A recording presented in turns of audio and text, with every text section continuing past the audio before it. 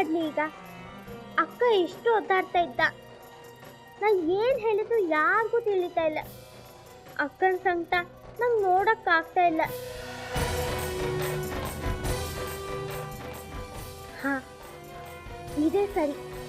ಇಲ್ಲೇ ಎಲ್ಲೋ ಡಾಕ್ಟ್ರು ಇದ್ದ, ಹೋಗಿ ಕರ್ಕ ಬರುತ್ತೆ, ಅದೇ ಚಲೋ.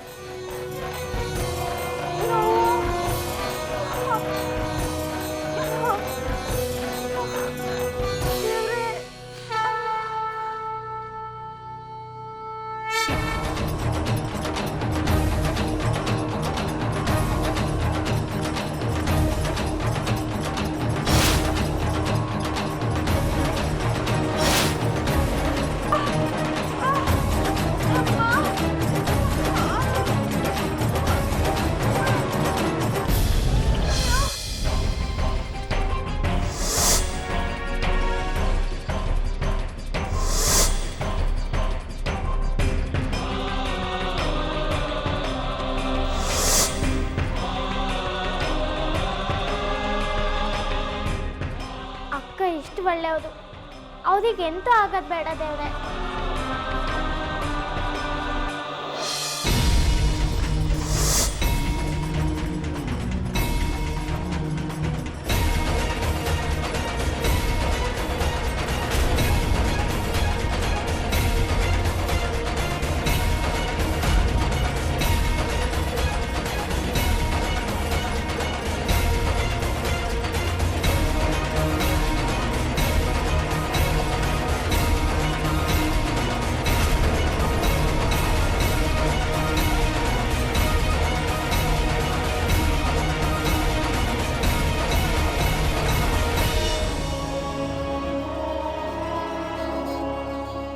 ಸ್ವಲ್ಪ ಜ್ವರ ಐತಿ, ಗುಳಿಗೆ ಕೊಡ್ತೇನೆ.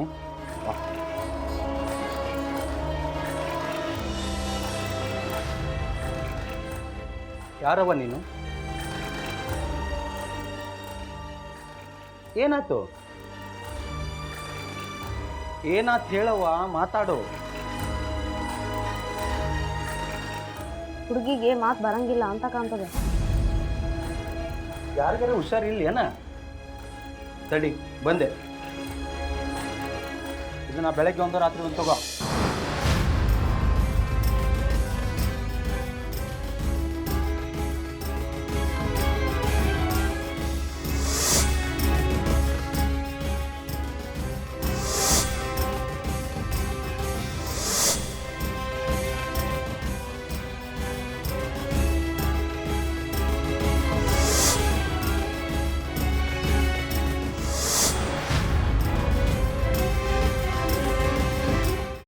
ಅದನ್ನೇ ಮನಸ್ಸಿನಲ್ಲಿ ಇಟ್ಕೊಂಡು ಯೋಚನೆ ಮಾಡ್ತಾ ಇದ್ದೀಯಾ?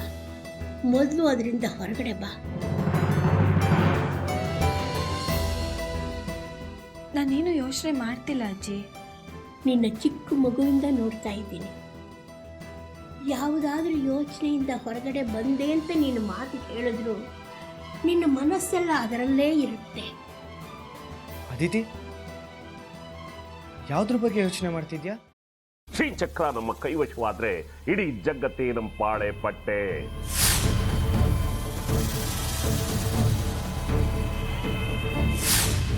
ನಾವಿದೀವಲ್ಲ, ನೀವು ಯಾಕೆ ಚಿಂತೆ? ನಮ್ಮ ಆಸೆಗಳೆಲ್ಲ ಪೂರೈಸುತ್ತೆ. ಅದಕ್ಕೆ ನಾನು ಹೇಳಿದ್ದು ನಮ್ಮ ಜೊತೆ ಕೈ ಜೋಡಿಸು ಅಂತ.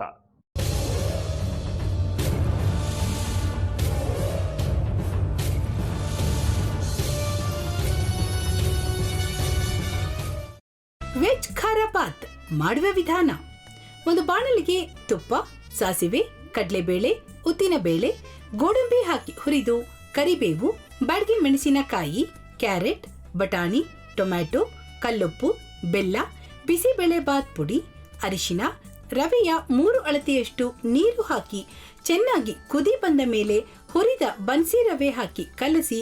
ಈಗ ವೆಜ್ ಖಾರ ಬಾತ್ ಸವಿಯಲು.